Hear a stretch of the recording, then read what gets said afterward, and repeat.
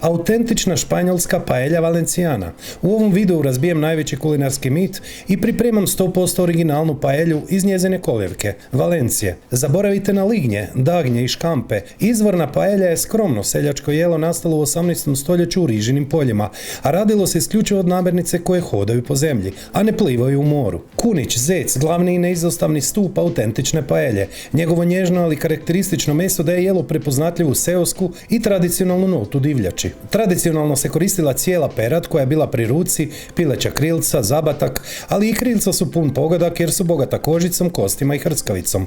Prženjem otpuštaju golemu količinu kolagena i želatine, što je ključna kemijska formula za stvaranje savršene hrskave horice na dnu tave. Šafran u nitima, kralj začina koji se namače u toploj vodi, daje jarko zlatno žutu boju i specifičan blago zemljani španjolski miris. Zelene mahune pružaju svježinu, teksturu i predivnu zelenu boju koja stvara kontrast žutoj riži. Sitno rezana svježa rajčica i slatka mljevena paprika čine jednu dopuštenu bazu okusa. A zašto nema luka i češnjaka? Luk sadrži previše vode i šećera koji bi razmočili rižu i spriječili stvaranje hrskavog dna, takozvani sokarat. Što je sokarat i kako nastaje?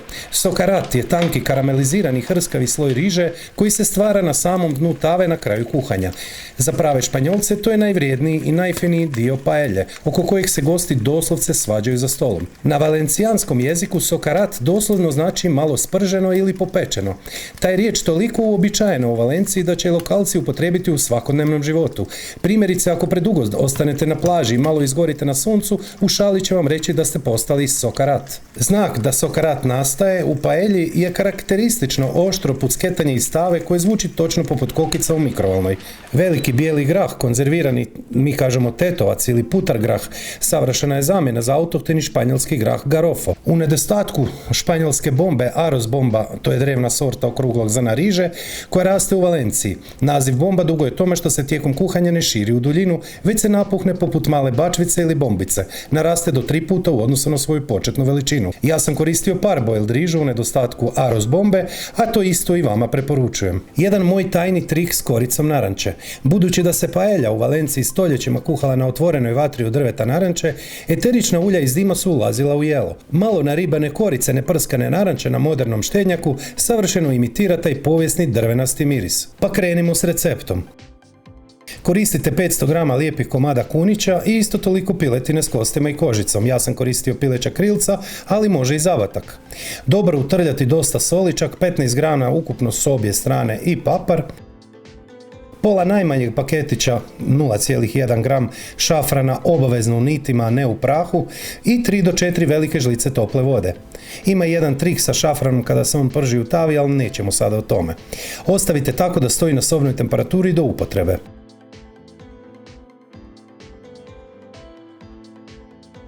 Dvije svježe velike rajčice ugulite, da bi vam bilo lakše možete rajčice prokuhati nekoliko minuta. Grančica ružmarina.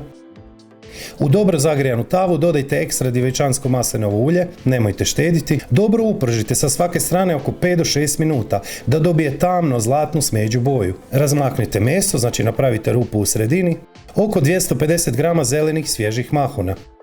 Dodajte ih u sredinu i miješajte nekoliko minuta da omekšaju, pa isto razmaknite. 5 g slatke mljevene paprike, može i malo dimljene paprike ako imate, dapače. Dobro miješajte nekoliko minuta.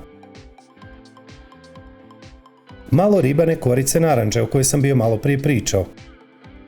Sve dobro promješajte i dodajte 600 ml temeljca, a ako ga nemate možete u vodi otopiti pola povrtne kocke jer će i onako riža na sebe vezati sol, znači jelo mora biti slano.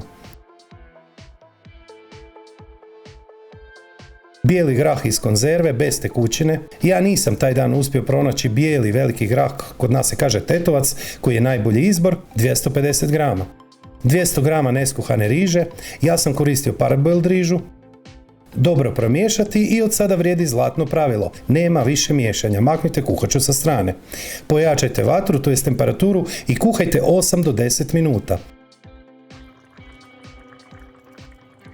Smanjite vatru i nastavite kuhati još 8 do 10 minuta dok riža ne upije i zadnje ostatke tekućine. Sada opet pojačite vatru na minutu do minutu i pol kako bi se riža zapekla, takozvani sokarat efekt.